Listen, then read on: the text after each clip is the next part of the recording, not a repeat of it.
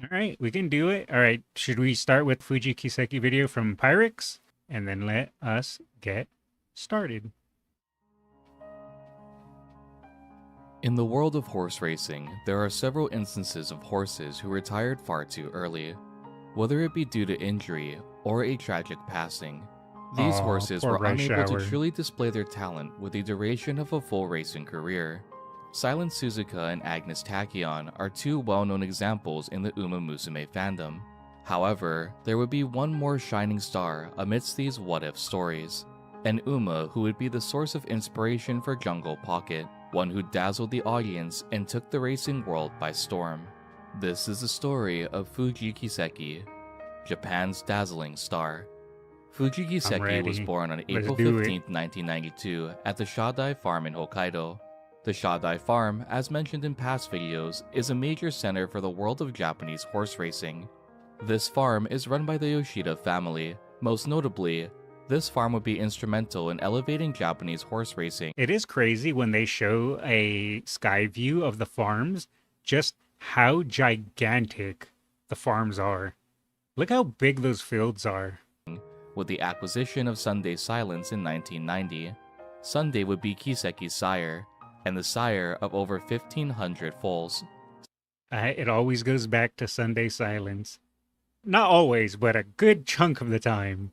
Sunday Silence was an incredibly strong racehorse from America who would be Japan's leading sire for over a decade. Even in modern day, his lineage acts to shape the racing world. In addition to Sunday Silence, Kiseki's dam was Mill Racer, an American mare who had a brief racing history before venturing to Japan as well. In Uma Musume, Fuji Kiseki and Jungle Pocket grow close alongside one another. For Pocket, it's Kiseki's guidance in her darkest hour following Takyon's retirement, and for Kiseki, it would be aiding Pocket in achieving Aw, a dream she's that so she could never sad. reach. This bond, much like many others in the series, are based on real-life events. Both Jungle Pocket and Fuji Kiseki shared a lot of similarities in their racing career. Both horses were owned by Yomoji Saito, being the main two horses at Saito's stable. Yomoji Saito was encouraged to become a racehorse owner by Zenya Yoshida after approaching Yoshida for advice on land Saito owned in Hokkaido. Quick side note, it's been extremely difficult to resist the urge to roll for Fuji Kiseki because I love the fact that she wears a suit and I'm biased. And it's been really, really hard not to roll on her since she's been released in Global now. I've been needing to just hold all my carrots tightly in my fist because I want to let them fly. These words of encouragement would shape the future of Saito's career, officially becoming a registered racehorse owner in 1992. Following the establishment of his title as an owner, Saito would acquire Kiseki directly from the Shadai farm through one of various private sales the estate has. Even long after establishing himself as a racehorse owner, Saito still fondly recalls the early days of his career, describing the elation he felt when purchasing a new horse and the process of naming that followed. A common practice in Japanese horse racing is using a prefix for all horses owned by a certain group or individual. Examples of this are the Mejido and Simbali horses, named after the farm they were born on. I learned that too, that some of the horses are named based off of the farm they come from. Originally, I thought it was bloodline, but that can be the case, but not always. So that is something I learned somewhat more recently as well. Saito instead aimed to have a deeper meaning behind the horses he acquired. He wanted to first incorporate his hometown of Fuji City and a meaningful term alongside naming Kiseki. Seeking advice from a friend knowledgeable in minerals, Saito came to settle on the name Fuji Kiseki. Oh, I didn't know she was named after the mountain, or at least the area. Huh.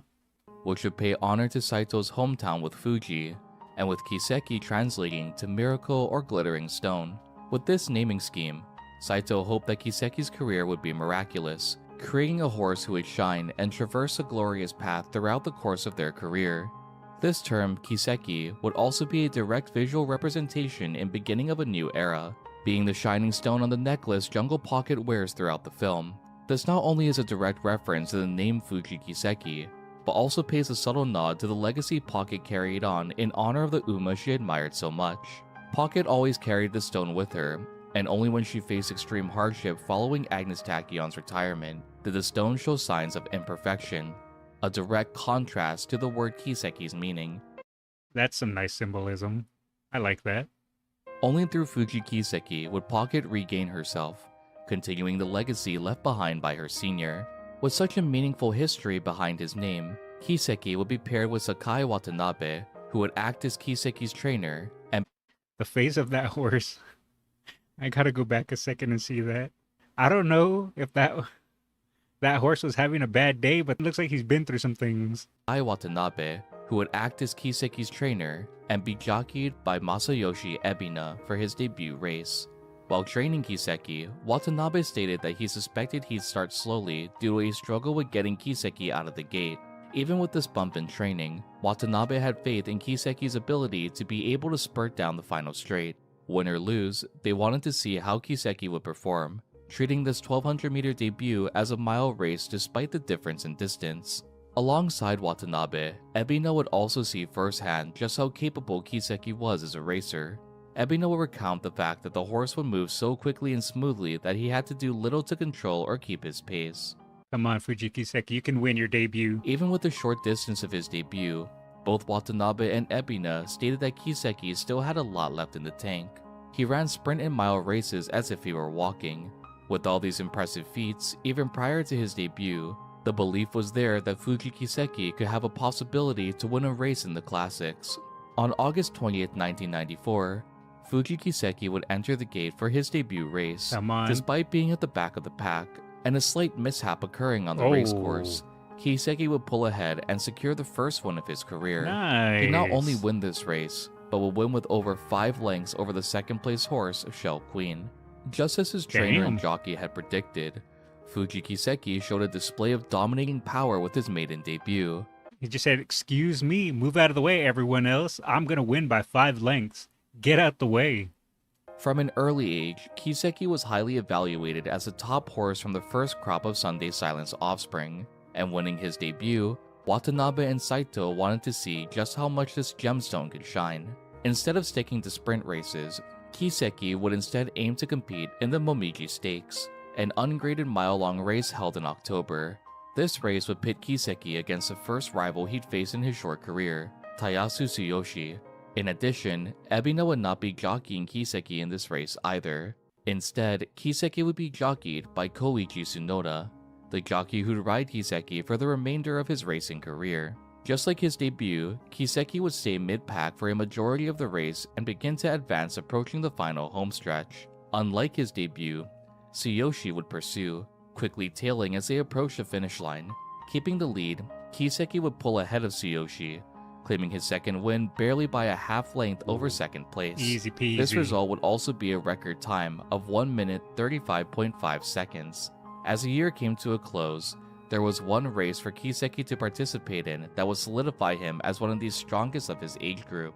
This race would be the Asahi High Sansei Stakes, which is considered as the most competitive race for 2-year-olds in Japanese horse racing. By aiming to win this race, Fuji Kiseki would prove his strength over other horses of his age bracket. A lot was on the line not only to continue Kiseki's winning streak, but also to make a statement. Kiseki, being the first crop of foals by Sunday Silence, had the opportunity to usher in a new era of racing, showcasing the strength this new dominant lineage would bring to Japan. Come on. This race, Fuji held on Kiseki. December 11, Come on. 1994, will also have Bonus Kiseki G1. race against Ski Captain, another strong contender who'd be seen as a rival at this point in Kiseki's career. Not only would this be Fuji Kiseki's first stake-graded race, but it would also be his first G1 participation as well. This would be seen as a display of confidence Watanabe had for a strong performance. When exiting the gate, Kiseki had performed the same as his previous 2 races, keeping his pace and accelerating at the final corner. This would be the closest race yet, with Ski Captain quickly gaining on the lead position. Look at him Barely go. by a head, Fuji Kiseki would win the Asahi High, solidifying his position as the strongest 2-year-old horse of 1994. Ooh, 3 that was starts close. and 3 first-place finishes. Needless to say, the string of victories were already impressive. Fuji Kiseki ended 1994 undefeated, with big plans entering his 3-year-old year to have him participate in the classic races for the Triple Crown. It would come as a shock to no one that at the beginning of the year in 1995, Fuji Kiseki would enter the Yayoi show. As a quick refresher, the Yayoi show is widely seen as a precursor race to the Triple Crown series. By this point, Fuji Kiseki had become a star in the racing world, and just like his name, continued to shine on the racecourse. Fuji Kiseki was the overwhelming fan favorite to win this race as well. This strong support came from the undefeated history in 1994. What's funny is I'm familiar with the Yayoi show simply because of all the Narita Taishin runs I've done. That's one of her requirement races in the campaign, the Yayoi show. So I'm just like, oh, I know that race. I've done it so many times. So thank you, Narita Taishin. You taught me something.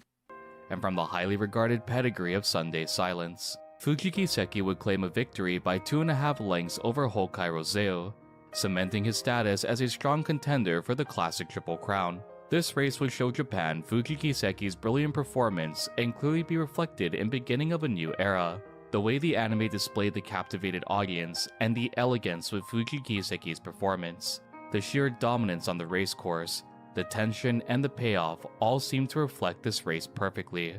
I'm not allowed to watch these videos because I swear now I want Fuji Kiseki in the game. What do? I'm getting brainwashed by these videos to make me want to roll and spend my carrots on more Umas. Someone send help. Right down to the emotional reaction of Kiseki's trainer, Tanabe, overwhelmed by emotion seeing how far her career had come. Unfortunately, just like many horses we've covered before. No, don't say unfortunately. Don't do this to me, Pyrex. Don't bring me bad news after she had such an amazing run. I know it's not his fault. The final curtain call would come early for Fuji Kiseki's career. Oh man. After the Yayoi show, a training schedule was set to have Kiseki participate in the Satsuki show, the first leg of the Japanese classic Triple Crown series. Before proper training and conditioning could begin, it was discovered that Kiseki had a bowed tendon, effectively ending his racing career. This not only caused Kiseki to retire early, but once more left a yearning by fans who would never be able to see future races from their favorite horse.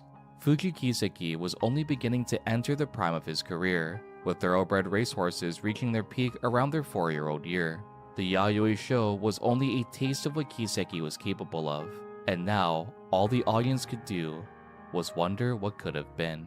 Even though Fuji Kiseki's career ended abruptly, just like many instances we've seen before, through that retirement. Such an amazing, powerful horse having to step down due to injury or just other mishaps. Every time, man. Every single time it just gets more sad and sad because they were riding so high and doing so well, and then, boom, snatched away from them. A new legacy would be created. Witnessing Fuji Kiseki race, Jungle Pocket would be inspired to become an Uma Musume just like her, aiming to amaze her audience with a display as magnificent as the race she witnessed at the start of the film. She doesn't only look up to Kiseki, but Jungle Pocket absolutely adores her. Aww. Despite her rough and blunt exterior, when around her senior, Pocket's competitive nature melts away, most notably with her tail wagging uncontrollably when she— That's adorable. That is so adorable. Fuji and Takion's careers are kind of similar. Funny that both are related to Jungle Pocket. Yeah, if I remember correctly, oh yeah, well, it's the title of the video. Fuji and Agnes Tachyon are Phantom Triple Crowns.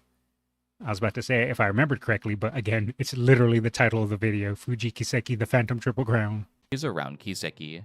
In Uma Musume, Fuji Kiseki considers the classic Triple Crown as her ultimate stage. Her eccentric personality and motifs of stage performances are inspired by her mother, who was a stage actress in the world of Uma Musume. Just like her mother, she aims to captivate the audience with a dazzling display of power while racing. Kiseki also is described as a natural-born leader, and always does her best to care for her fellow Umas who she affectionately refers to as her darling ponies.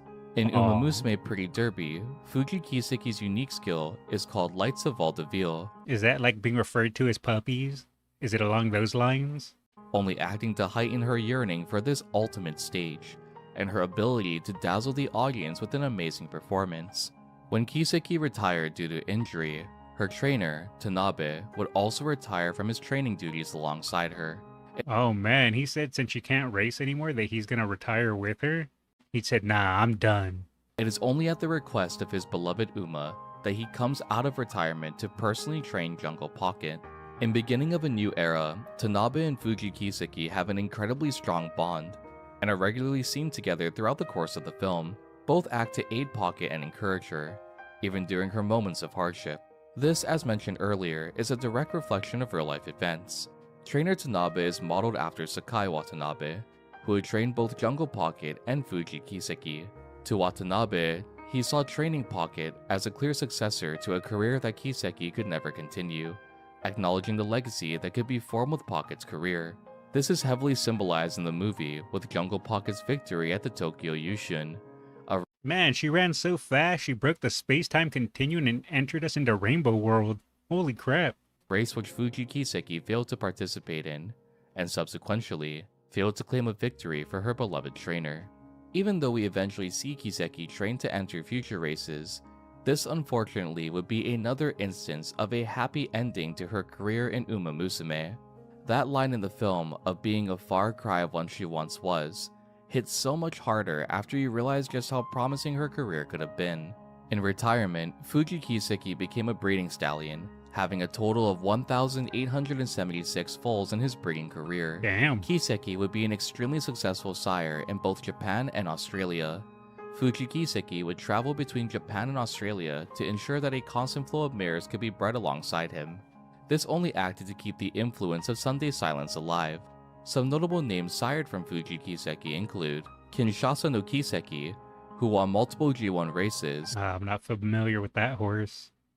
Isla Bonita, who would be Nope, I'm not familiar with that one either. I have more research to do. named Japan's best 3-year-old colt in 2014 after winning the Satsuki Show, and Kane Hikili, Man, I failed. I didn't know any of these. a successful dirt horse who would win the Japan Cup Dirt twice in 2005 and 2008. Fuji Kiseki would live out the remainder of his life until December 28, 2015, where he died at the age of 23 from a cervical spine injury. By Aw, this rest in point, peace. Kiseki had been relocated back to the Shadai farm in 2011. He may have not been able to compete in the classic Triple Crown, but Kiseki still left his mark on the racing world. He'd been the first G1 winner sired by Sunday Silence, and just like his sire, had ushered in countless new foals with an incredibly successful breeding career. A racehorse who showed immense strength and speed, captivating an audience with a dazzling display of potential and dominance, personified in Uma Musume as a kind and helpful Uma with one simple goal: to perform on the ultimate stage and make her mark on the racing world. Oh, she just wanted to be best girl. One who, just like her name, In the game at least. Or anime. But in real life, he wanted to be best boy. shined brighter and brighter with each victory, and even with a career crushed by injury, will lead to inspire a new generation of Umas to come. Did you enjoy this video? I and did. who should I cover next? Alright, who should he cover next? Let me think. Love's Only You. There you go, Pyrex. That's my recommendation. Sure to let me know in the comment section down below. Thank you all for joining me, and as always, I will see you all in the next video. That was good. That was really good. Let's drop a like.